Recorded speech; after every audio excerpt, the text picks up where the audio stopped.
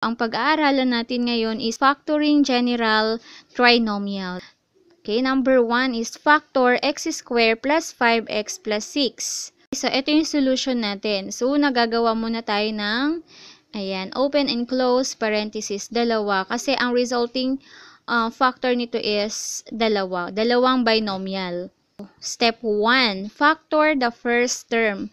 So, ang first term natin dito is x squared. If we factor x squared, that is x times x. Okay, so ilalagay na natin agad doon sa first term natin ng binomial. Okay, so ito yung step number 2.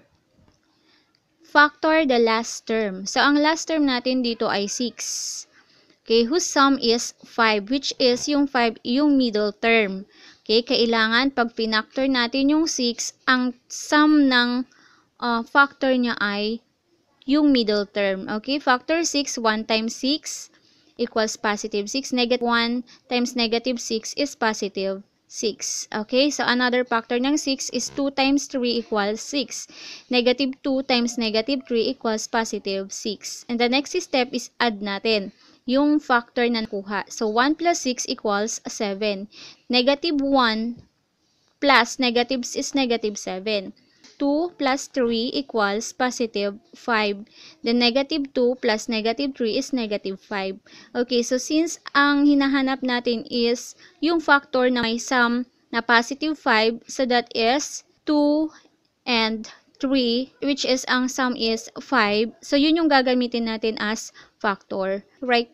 Positive 2 and positive 3. So, therefore, the factor is, the factor of x squared plus 5x plus 6 is x plus 2 times x plus 3.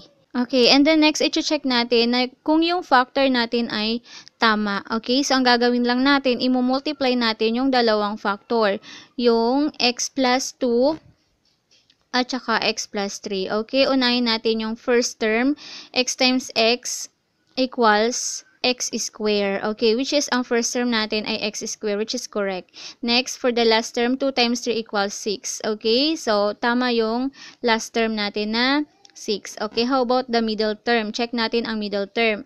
2 times x equals 2x. X times 3 equals 3x. And then, i-add natin. 2x plus 3x equals 5x. X squared plus 5x plus 6. Yung middle term natin, which is ang nakuha natin sa checking is 5x, which is pareho doon sa given trinomial natin na 5x sa middle term.